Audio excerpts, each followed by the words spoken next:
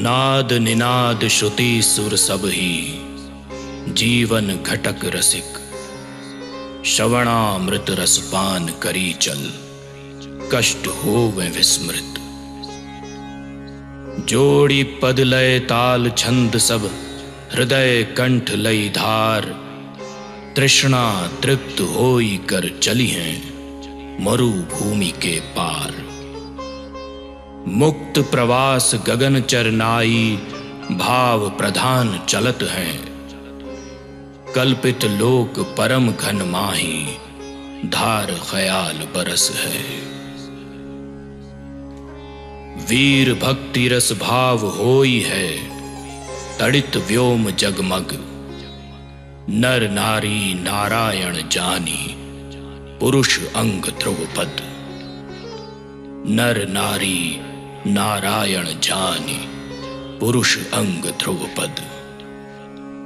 भारतीय शास्त्रीय संगीत की अमृत धारा में प्रचलित गायकी ख्याल से आप सब भली भांति परिचित हैं। जिस प्रकार से गंगा की पवित्र धारा में अनेकानेक सूक्ष्म जल धाराओं समेत बड़ी बड़ी और विशाल नदियां भी समाहित होकर मां गंगा के नाम से ही जानी जाती हैं, उसी प्रकार भारतीय शास्त्रीय संगीत में भी गायन शैली की विभिन्न जलधाराएं सम्मिलित रूप से प्रवाहित होती रहती हैं और इन विभिन्न जलधाराओं को गूढ़ और गहन अध्येता चातक पक्षी की तरह खोजते रहते हैं। भारतीय शास्त्रीय संगीत की विशाल भागीरथी की एक ऐसी ही जलधारा है ध्रुपद गायकी, और उस जलधारा के विभिन्न स्रोतों में प्रमुख स्रोत के रूप में प्रदीप्त उपस्थिति दे रहे हैं पंडित उमाकांत गुंदेचा जी और अनंत गुंदेचा जी।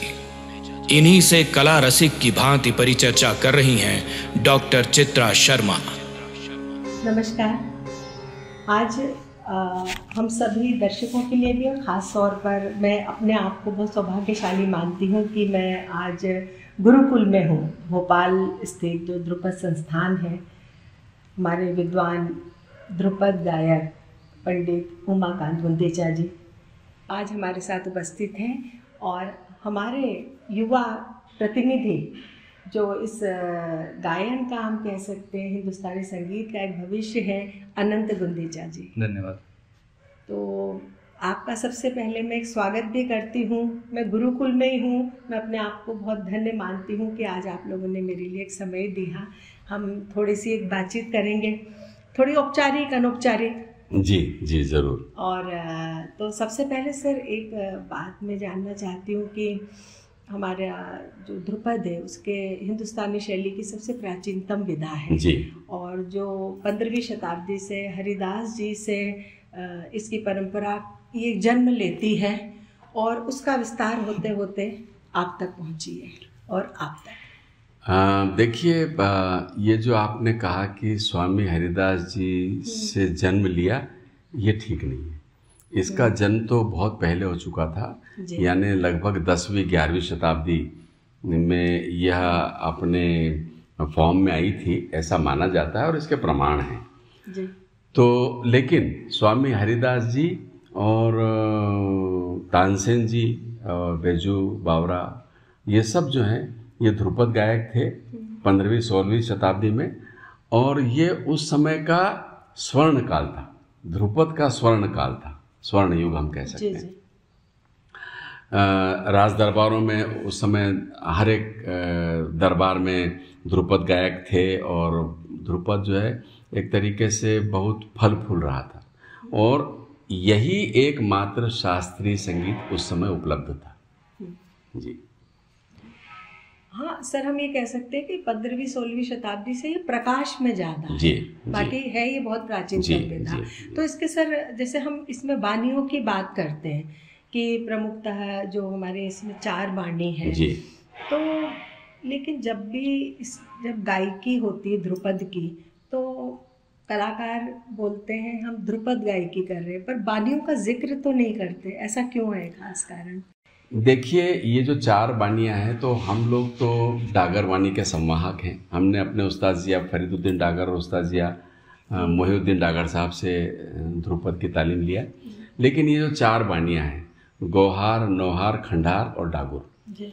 तो ये चारों बानियाँ जो है अपने एक समय में इन चारों बानियों के गायक थे और यह पुष्पित पल्लवित हो रही थी अलग अलग जगह पर, जी जी। अलग अलग दरबारों में, अलग अलग राज्यों में। लेकिन आज जो है वो ये बानी शब्द जो है वो लगभग अप्रचलित हो गया या चला गया है, क्योंकि बानी का मतलब प्रकार से ही है। अच्छा। एक प्रकार हम कह सकते हैं, ये 4 प्रकार के ध्रुपद गायकी थी। जी जी। ये घराने जिसको बोल सकते हैं, प्रकार बोल सकते हैं। तो ये ध्रुपद का जो हमारा अपना ट्रेडिशन है वो डागर बानी का है और इसी के बारे में हम लोग बता सकते हैं। हाँ, तो सर मैं जानना ही चाहती हूँ कि डागर वानी है तो उसके मुख्य तत्व जी क्या है, और ख़ास तौर पे जैसे इसमें सुर की एक ठहराव की प्रधानता जी है जी और एक मेडिटेटिव फॉर्म जी, है ये। जी, जी। तो उसके जो मुख्य तत्व है उसके बारे में मैं आपसे भी समझना चाहूँगी, चूँकि आप भविष्य हैं अनंत जी, तो आपने उसको किस तरीके से अपनाया। लेकिन सबसे पहले तो सर उसके बारे में तत्व को बताएंगे। जी जी। देखिए, डागर वानी का जो प्रेजेंटेशन है जी। वो मेडिटेटिव है ना, और अपनी एक आध्यात्मिकता लिए हुए है। खास तौर से इसमें जो आलाप किया जाता है राग में, और उसमें सुरों की बारीकी, राग में स्वरों के स्वर स्थान वो बहुत बारीकी से डागर वाणी में देखे गए हैं, समझे गए हैं, और ये गुरु शिष्य परंपरा में समझाए भी जाते हैं।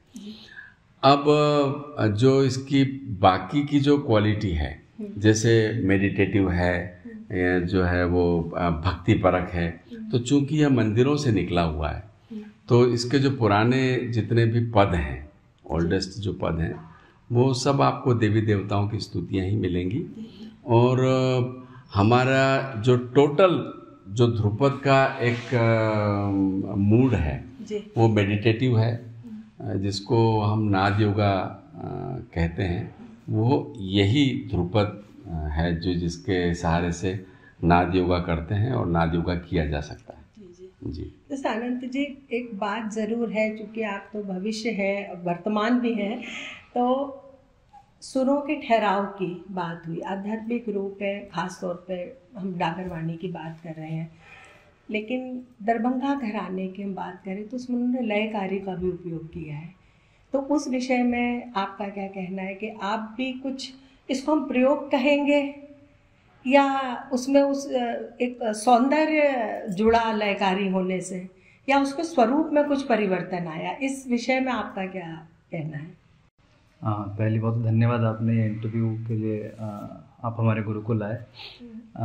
अलग अलग जो बानियाँ हैं उसमें अब दरभंगा घराने के बारे में उनका अपना एक शैली है, उनकी अपनी एक सोच है, और अल्टीमेटली जब हम उसको समझना चाहेंगे अलग अलग बानियों को, तो वो एक सोच है जो उनके गुरु के गुरु के गुरु ने सोची थी, और उस दिशा में फिर उसको विस्तार होता गया पीढ़ी दर पीढ़ी।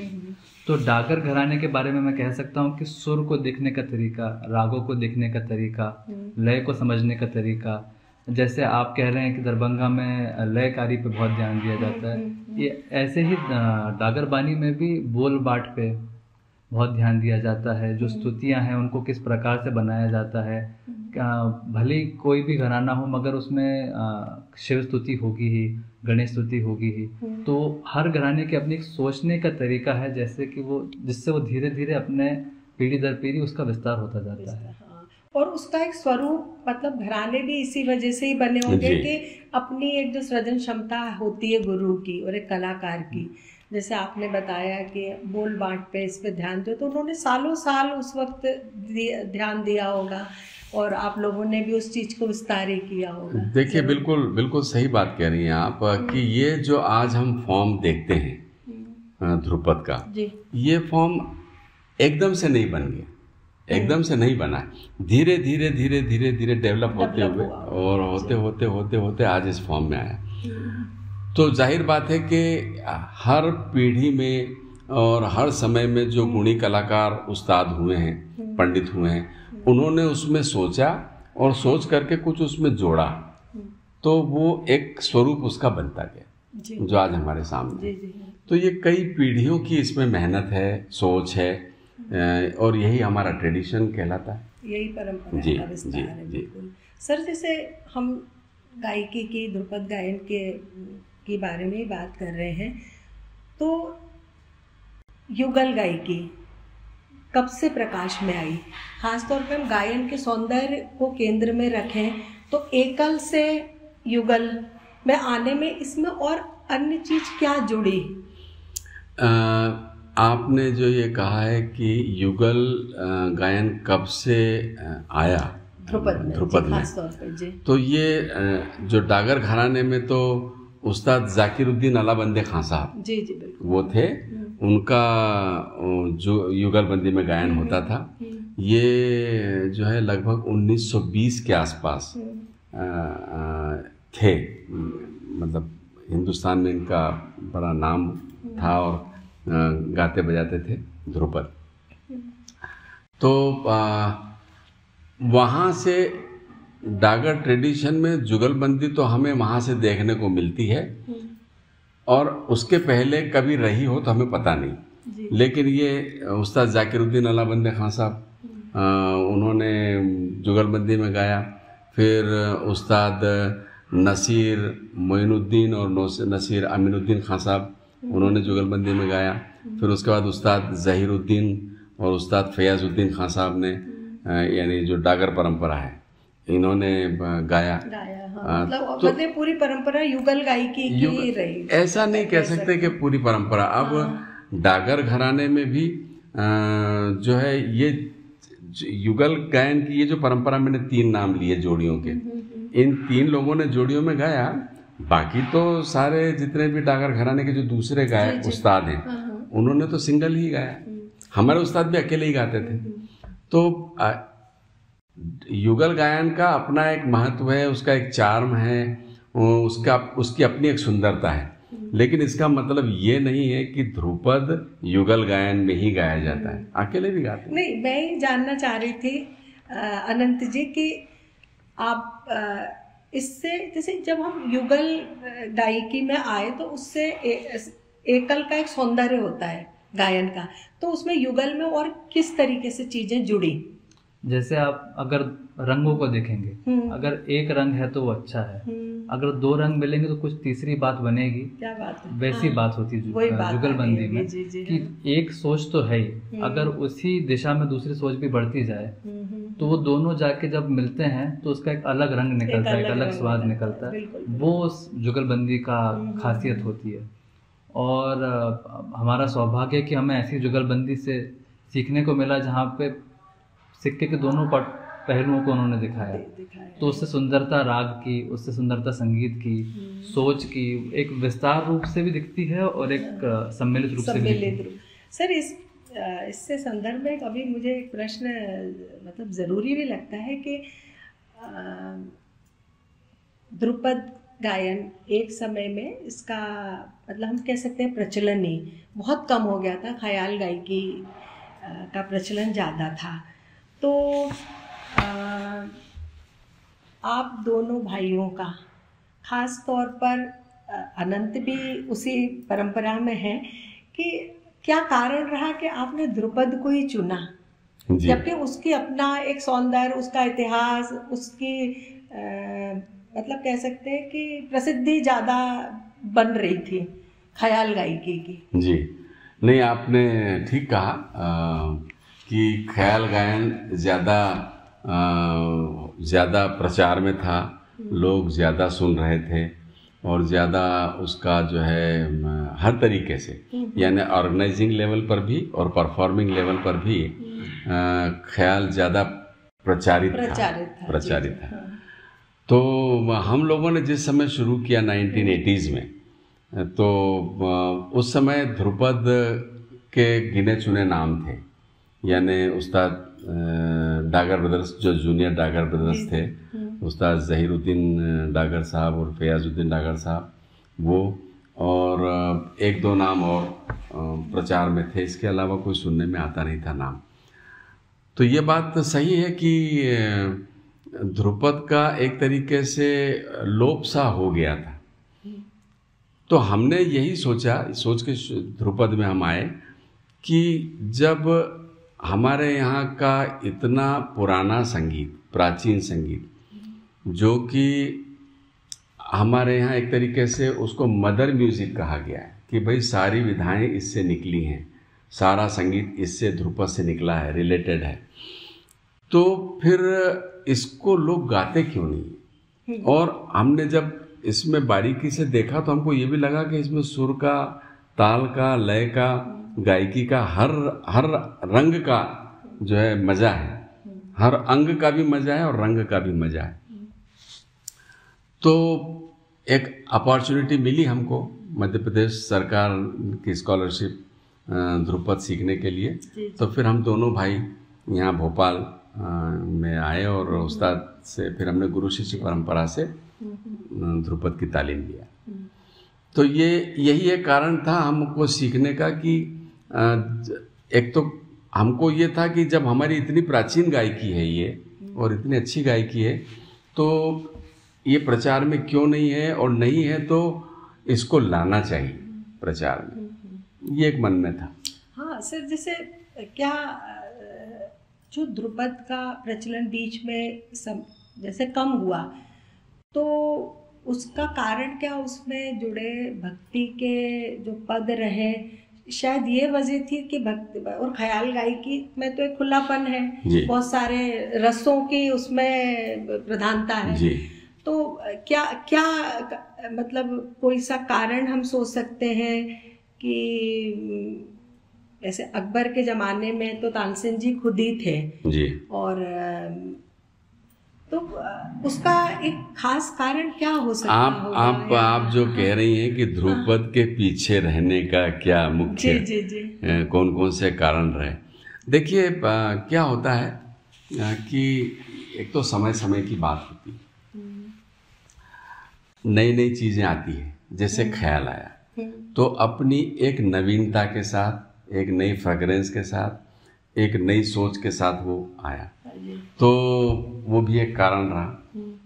दूसरा जो ध्रुपद गायक थे वो कुछ इस तरीके की उनमें रेजिडनेस थी कि हम अपने परिवार के लोगों को ही सिखाएंगे, हम बाहर के लोगों को नहीं सिखाएंगे। तो अब वो परिवार का व्यक्ति उस लायक है कि नहीं है, इससे उनको कोई लेना देना, उनको हम हमारे परिवार के लोगों को ही सिखाएंगे।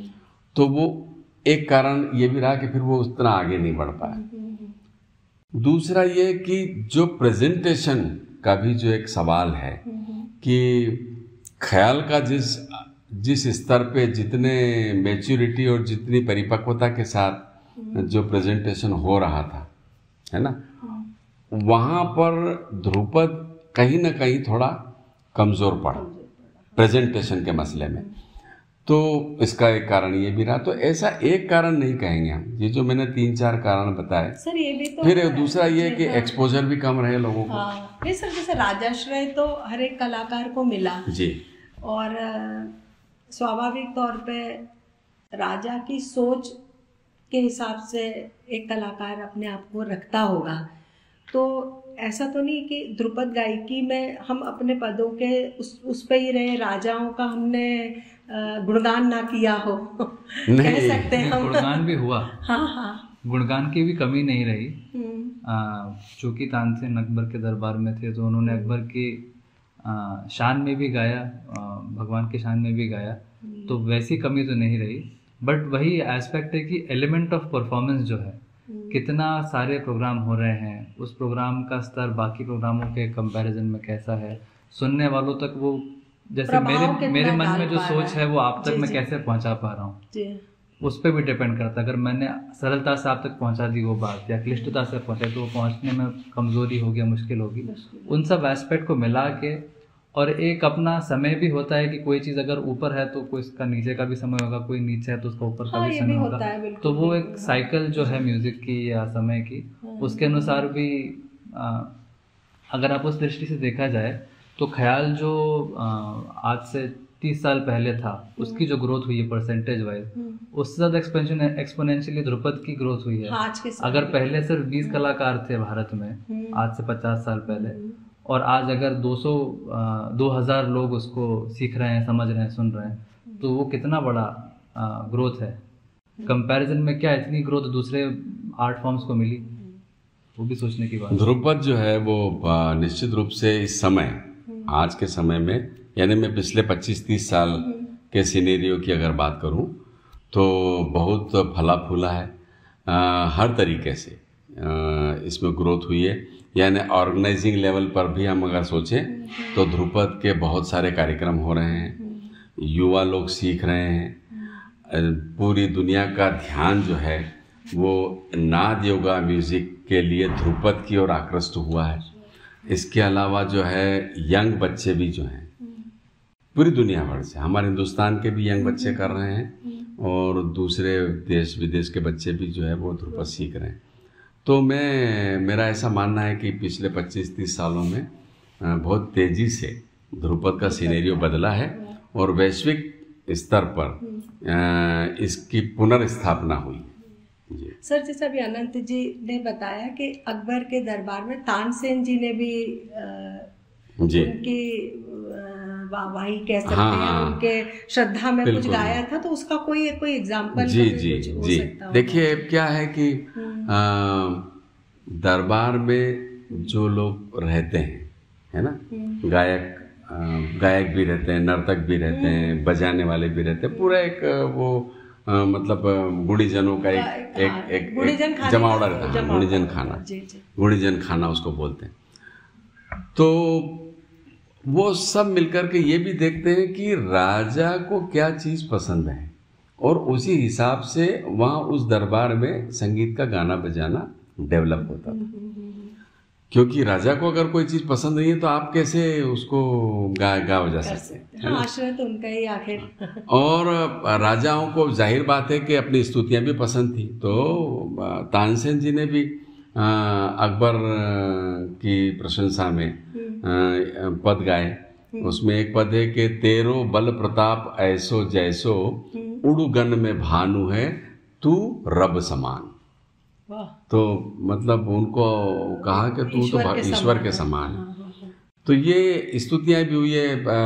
जब तानसेन जी रीवा दरबार में थे, राजा रामचंद्र जी उस समय दरबार में थे, राजा थे, उनका नाम भी रामचंद्र जी था। तो उन्होंने कहा बलि बलि जय हो राजा रामचंद्र, तो वहाँ भी उन्होंने स्तुति की।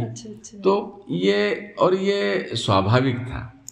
राजा को प्रसन्न रखना, ये मुझे लगता है कि उस समय की सबसे बड़ी जरूरत थी अपनी प्रेजेंस बनाने की। हाँ, बनाने के लिए। हाँ। और शायद इसी से हम कह सकते हैं कि संगीत की एक बढ़त भी, अगर आश्रय नहीं मिलता तो कहाँ जाते सब लोग। बिल्कुल सर, एक बहुत ही खास और प्रश्न है, क्योंकि मैं इस जमीन पे बैठी हुई हूँ गुरुकुल की, और हम स्मरण करते हैं रमाकांत जी को, पंडित जी को, और मैं जानना चाहती हूँ कि भाई के निधन के बाद आपने उनकी जो अनुपस्थिति है उसको किस तरीके से अनुभव किया, और देखा जाए तो गायन में भी आपने अपने आप को संभाला। जी। और तो हम उनका हम किस तरीके से स्मरण आज हम गायन में कर सकते? देखिए, जहाँ तक स्मरण का सवाल है वो तो हम ऐसा मानते हैं और ये बिल्कुल दिल से मानते हैं, और इसमें हमारा विश्वास है कि सूक्ष्म रूप से वो अभी भी हमारे साथ है, और यही है, हम लोगों के साथ ही है। लेकिन अब भौतिक रूप से नहीं है, तो ये ईश्वर की इच्छा है। मतलब उनका अपना जितना समय था हम लोगों का, दोनों का साथ में रहने का, वो भगवान ने जितना दिया था उतना हम लोगों ने साथ में काम किया, और ध्रुपद को के लिए जितनी सेवा हम कर सकते थे, या हम ये कहेंगे कि ईश्वर ने जितनी सेवा हमसे लेना थी उतनी ली। उसके बाद फिर आगे जो है, अब हमारे जुम्मे काम किया है, तो हम अनंत के साथ मिलकर के इस काम को आगे बढ़ा रहे हैं। और हमें बहुत खुशी है कि हमारे युवा पीढ़ी में हमारे घर के बच्चे भी और हमारे शागिर्द लोग भी, वो सब लोग बड़े डेडिकेशन के साथ काम कर रहे हैं। अनंत, आप किस तरीके से स्मरण करेंगे? अगर हम कहें कि भौतिक रूप से गुरु की इस अनुपस्थिति को? अनुपस्थिति को भरना तो सोचने की भी मुश्किल है, मगर जब कोई व्यक्ति रहता नहीं है तो उनकी कही हुई बातें, उनकी पर्सनालिटी, उनकी चीज़ें और ज़्यादा गहरे रूप से आप महसूस कर सकते हैं। ऐसा मैंने महसूस किया। बहुत सी बार जब आपके सामने कोई चीज़ होती है तो आप उसका उतना वैल्यू नहीं करते जब वो नहीं रहती है। तो उस रूप से उनको और करीब से अब सोचने का उनके बारे में, उनके संगीत के बारे में, उनके संगीत के प्रति विचार, उनके अलग अलग जो प्रयोग चलते थे, हर समय कुछ ना कुछ नया करना है, कुछ नया सोचना है, कुछ नया बनाना है, कुछ बड़ा करना है, उसके प्रति हमारा और विचार अब धीरे धीरे एक दायित्व भी और ज़्यादा बन गया होगा। और कृपा ऐसी है कि संगत मतलब मैं उनके साथ जुगलबंदी तो मैं कम समझता हूँ होना, बट उनके साथ स्टेज पे बैठ के उस चीज़ को महसूस कर पाना जो वो उस समय करते होंगे दोनों भाई, वो एक बहुत बड़ी उपलब्धि है मेरे हिसाब से। हाँ, वही मैं जानना चाहती हूँ कि वो आप अपने आप को किस तरीके से कह सकते हैं मैनेज करते हैं? वो मैनेज ही होता है, वो सिर्फ और सिर्फ मैनेज ही कर सकते हैं। हाँ। वो उसकी अनुभूति थोड़ा सा अंश आप महसूस कर सकते हैं कि वो क्या एक माहौल बनता था, एक ऑरा जो बनता था, और उसमें रम सकें, उसमें अपने आप को रंग सकें, उसका प्रयास रहता है। सर देखिए, मैं गुरुकुल में हूँ, मैं देख रही हूँ बहुत स्टूडेंट्स आपके पास हैं जी। तो ये आज के संदर्भ में एक बहुत ख़ास सवाल है, ऑनलाइन क्लासेस या इंस्टीट्यूट में एक सब्जेक्ट बतौर संगीत को आना। हम ये कह तो सकते हैं कि हाँ, संगीत लोगों तक पहुँचा, लेकिन क्या उसका पहुँचना भी इतना ज़रूरी है या उसके साथ एक ठहराव? जैसे कि आप गुरुकुल में जो स्टूडेंट आ रहे हैं वो ठहराव के लिए आ रहे हैं, तो मैं गुरु शिष्य परंपरा के आलोक में मैं आपसे ये जानना चाहती हूँ कि ये इंस्टीट्यूशंस का से कितना फ़ायदा या नुकसान है हमारे इस कला को? देखिए, आपने एक बात अभी तक हमारे भारतीय संगीत के इतिहास में आपने एक बात ऑब्जर्व की होगी कि हमारे जितने भी बड़े गुणी संगीतज्ञ, उस्ताद या पंडित जो भी बने, वो सब गुरु शिष्य परंपरा में ट्रेंड हुए हैं। कोई भी स्कूल कॉलेज से ट्रेंड होकर के उस लेवल तक नहीं गया। स्कूल कॉलेज में पढ़ करके और प्रोफेसर बन गए या थोड़ा बहुत अच्छा गाना बजाना भी कर लिया, लेकिन हम आज जितने भी बड़े नाम लेते हैं, है ना, चाहे पंडित रविशंकर जी हो या पंडित भीमसेन जी हो या उस्ताद बड़े गुलाम अली खान साहब, और हर घराने में चाहे पंडिता किशोरी अमुनकर हो, पंडित मल्लिकार्जुन मंसूर, यानी कितने ही नाम, पंडित जसराज, यानी मतलब इतनी एक लंबी फहरिस्त है पीढ़ियों की। अगर हम चलें तो वो सब गुरु शिष्य परंपरा से ही बन के तैयार हुए। तो हमारी जो गुरु शिष्य परंपरा है वो इतनी मजबूत और इतनी सशक्त है कि हम उसी से अपने परफॉर्मिंग आर्टिस्ट तैयार कर सकते हैं, और ये परंपरा भी जो है उसी से चल रही है। ये जो परंपरा आ रही है, जो परंपरा हम तक पहुंची है या हम आगे पहुंचा रहे हैं, वो गुरु शिष्य परंपरा से ही आगे बढ़ रही है, वो स्कूल के माध्यम से नहीं चल रही है। वहाँ से सिर्फ एक पहचान हो रही है, बस ये है एक सुपरफिशियल म्यूजिक की जानकारी, सुपरफिशियल, और वो भी दिन पे दिन जो है वो डिटोरिएट हो रही है। तो मेरा ये कहना है कि जो हमारे संगीत में गुरु शिष्य परंपरा का जो महत्व है, ऐसी संस्थाएं जो गुरु शिष्य परंपरा पर आधारित हैं, जिनको चाहे वो नृत्य में हो या ध्रुपद में हो या ख्याल में हो या हमारे किसी भी विधा में हो, कलाओं में, वो सारा बहुत बड़ा काम कर रही हैं कि वो अगली पीढ़ी में हमारा जो ट्रेडिशन है उसको अगली पीढ़ी में पास ऑन कर रहा है। हमारे यहाँ भी जो है युवा पीढ़ी में बहुत सारे अच्छे अच्छे गायक हैं। ये अनंत तो कर ही रहे हैं, हमारी बेटी धानी है, जानवी फणसलकर है, अमिता सिन्हा है, सुभाष गढ़कोटी है, और मुकुंद देव है। ऐसे कम से कम मैं समझता हूँ कि 30-35 विद्यार्थी आज ऐसे हैं जो परफॉर्म कर रहे हैं, और कई अभी मैं नाम मतलब एकदम से मेरे दिमाग में नहीं आ रहे हैं, लेकिन कई नाम हैं। आस्था और प्रदीप चोपड़ा हैं, हमारे अखिलेश जो हैं वो पखावज में सिखा रहे हैं, मौली हैं उनके शागिर्द हैं, और ये अपना हृदयेश है। तो ये गुरु शिष्य परंपरा में हम लोग उनको दीक्षित कर रहे हैं, और ये जो एक ट्रेडिशन है, ये हमारा भी उत्तरदायित्व बनता है कि हमने जो गुरु शिष्य परंपरा में अपने उस्ताद से सीखा उसको हम पास ऑन करें, हम अगली पीढ़ी में ले जाएं। और हमें बहुत खुशी है कि आज की युवा पीढ़ी उसको कर रही है, और हम उसमें कर पा रहे हैं, उस पीढ़ी को हम तैयार कर पा रहे हैं। ये भी भगवान की मेरा तो ये प्रश्न अगला था ही सर कि भविष्य क्या सोच रहे हैं, पर आपने अपनी शिष्य परंपरा के माध्यम से भविष्य बताया। अनंत से एक सवाल मेरा है कि जैसे सितार है और बांसुरी है या अन्य हम इंस्ट्रूमेंट देखें तो वो गायकी के साथ में हर एक को अपनाते हैं। ध्रुपद गायकी को हर इंस्ट्रूमेंट नहीं अपना पाया ना, कुछ ही इंस्ट्रूमेंट का उसमें पुराना, अगर हम शायद मुझे लगता है रुद्र वीणा वगैरह ही में ध्रुपद को बजाया गया। रुद्र वीणा, सुरबहार पुराने प्राचीन वाद्य हैं। तो अगर प्राचीन समय में कोई वाद्य उसके साथ जुड़ रहा था या उसके साथ काम कर रहा था तो वो ये वाद्य हैं। मगर आज के समय में हम देखा जाए तो इतने सारे वाद्य जुड़ चुके हैं, मतलब मैं तो अपने आंखों देखा ही कह सकता हूँ। गुरुकुल में ही हमारे यहाँ इतने सारे वाद्यों के वादक हैं जो उस अपने वाद्यों पर ध्रुपद बजा रहे हैं। जैसे कि आपके ही शागिर्द हैं श्री सत्येंद्र सिंह सोलंकी जी, वो संतूर पे ध्रुपद की शिक्षा ली उन्होंने। कुछ विदेशी शिष्य हैं जो सैक्सोफोन पे, सिल्वर फ्लूट पे। अच्छा, सैक्सोफोन पे जी जी जी उन्होंने सिल्वर फ्लूट पर है। सुरबहार पे सौरभ चक्रवर्ती जी हैं कलकत्ता के। अच्छा। और इतने सारे इंस्ट्रूमेंट है, चाहे वो इसराज हो, चाहे वो संतूर हो, सुरबहार हो, इवन वायलिन, बांसुरी, कहीं मतलब एक हमारे ख्याल से सिखाने वाले की इच्छा होनी चाहिए और सीखने वाले का बल होना चाहिए। अगर वो दोनों मिल जाते हैं तो उसमें ध्रुपद की या वाद्य की कोई लिमिटेशन नहीं बचती है।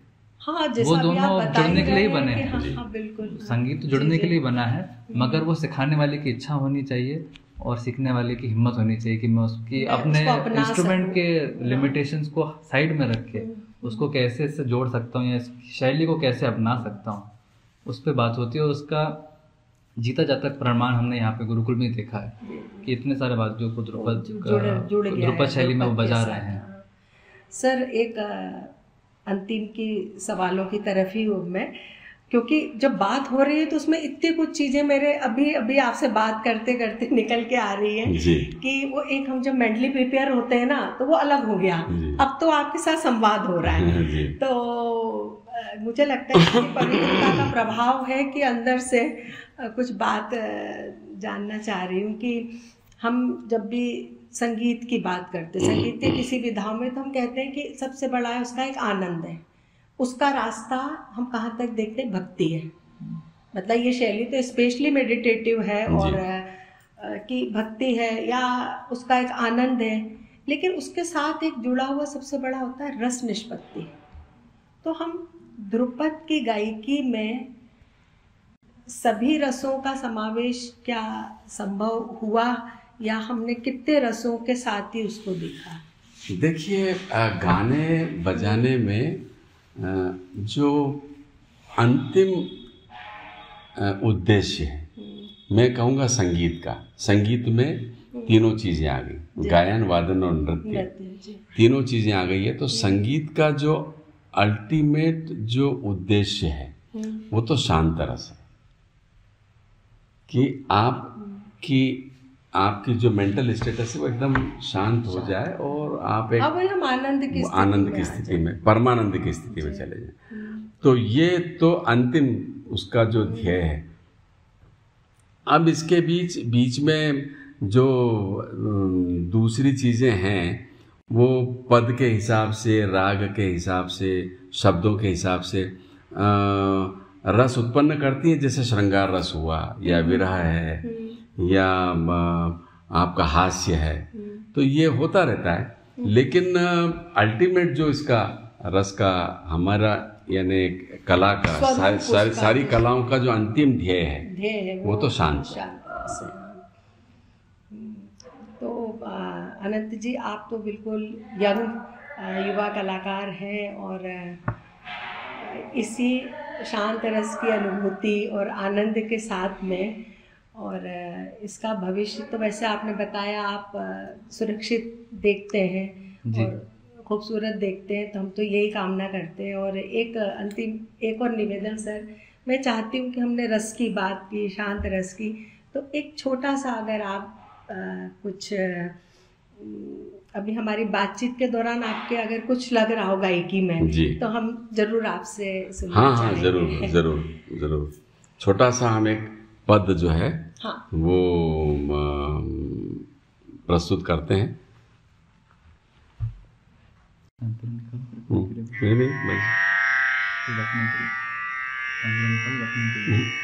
ठीक है।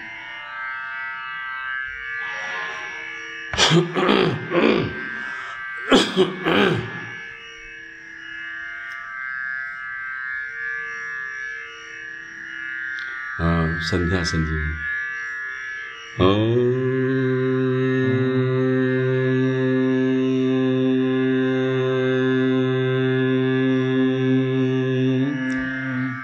संध्या संजीवनी संध्या संजीवनी सुर समाधि रूपिणी सुर समाधि रूपिणी गायत्री त्रिवर्गदात्री सावित्री त्रिलोकयात्री संध्या संजीवनी।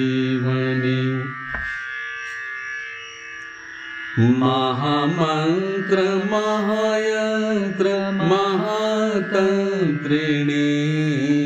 महामंत्र महायंत्र महातंत्रिणी रहो यागा क्रमाराध्य रहस्तार्पिणी ओम लं वं रं ह्रीं यां संध्या संजीवनी संध्या संजीवनी संध्या संजीवनी।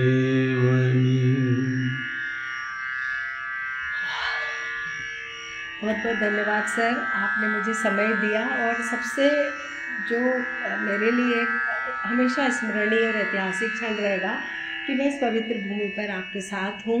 और अनंत, हम आपके उज्जवल भविष्य की बहुत कामना करते हैं और बहुत बहुत धन्यवाद। बहुत बहुत धन्यवाद आपको भी।